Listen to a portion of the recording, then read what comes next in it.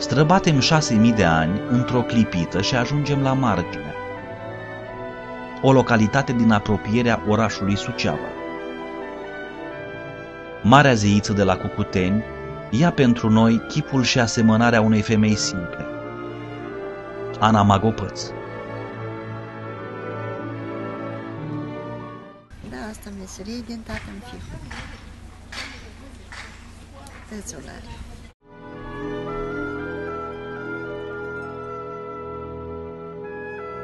Nu întâmplător ajungem la Margine. Înainte de 1989, primarul satului Cucuteni a adus olari de la Marginea pentru a reînvia tradiția olăritului la el acasă, la Cucuteni. În anii trecuți, la Marginea existau peste 60 de familii de olari. Magopăț este ultima familie din Marginea care se mai îndeletnicește cu această străveche meserie.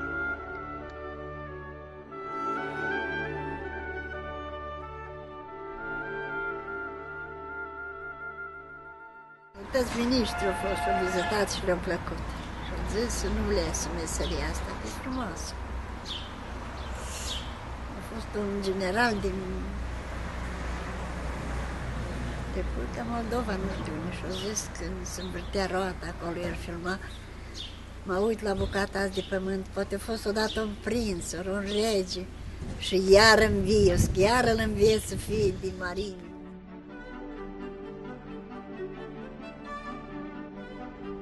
Cercul, figura perfectă. Roata și mâinile olarului dau formă lutului amorf. Focul purifică și dă consistență vasului. În absența contextului, ustensila de altădată devine simplu obiect decorativ. Ceramică, asta e din tată în fiu. Părinții mei au fost olari și bunicii mei. Și de asta soțul meu a rugat pe copii. Am învățat și doi băieți că am avut. Și am spus să nu lese meseria așa. Nu știu ce-și face. Nu știu, știți că ești tine, nu prea vreau să lucri în pământ acolo și nu-i greu. Nepotul ăsta are și facultate, tot făcut, învățat de mic când era așa. Și uite că iară. Am un face că iasă profesor pe aici, pe la școală, dar tot meseria nu o lasă.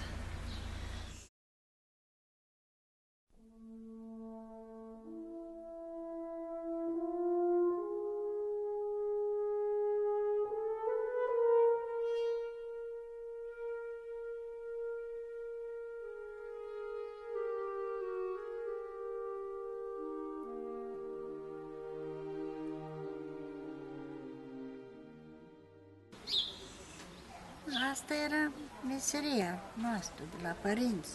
Mi-a fost drag și acum ați bătrână și mă duc și decorez o oală. Copiată ați văzut cum se face. Mi-a fost drag meseria și cu asta am trăit.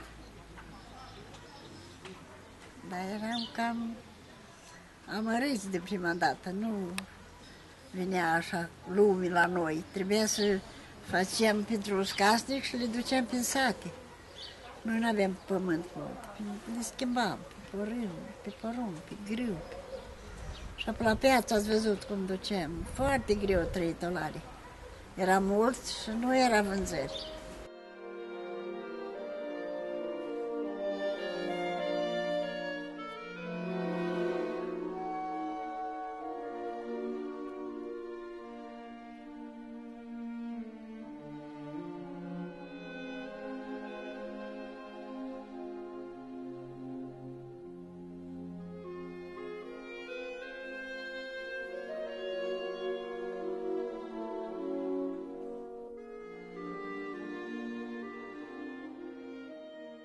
Dumneavoastră sunteți, vă numiți Magopăț, nu? Magopățana, mama lor, bunica lor. Și când l-a venit lor ideea să apuce de ceramică? Soțul meu e mort de mult și așa i-a rugat să nu lase meserie. A spus, nu lăsați voi asta în meserie, că... Și au reușit, să știți. Când în timpul Ceaușescu s-a lucrat ceramic aici în casă, că nu era atelier. Și apoi ne-au dat nouă pământ în altă parte și am făcut casă și asta a fost lotul, cum era atunci tot. Și a fost tot dispoziție și a făcut atelierul și ala. Am lucrat și eu acolo, 20 de ani, eu pensie, în fapt. Da? Lucram la stat. Și după aceea Ghiță m-a cunoștea și spune bunica Ana, fă camera asta să am ce arăta la străini.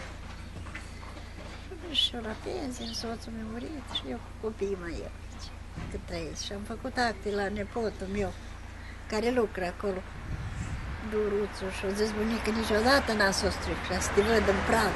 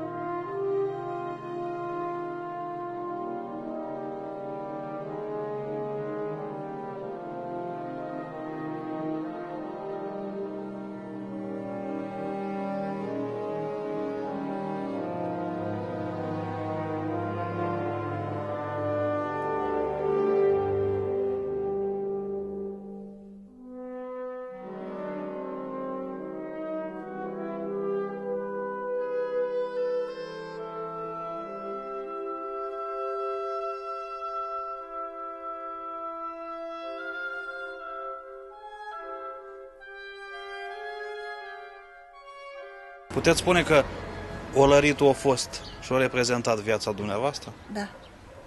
Bunicul meu, tata meu și eu, la părinții mei, puneam lutul în cameră, îl tăiam așa cu aveam ca o secere, îl călcam în picioare, nu era presă ca acum, era greu de prima dată.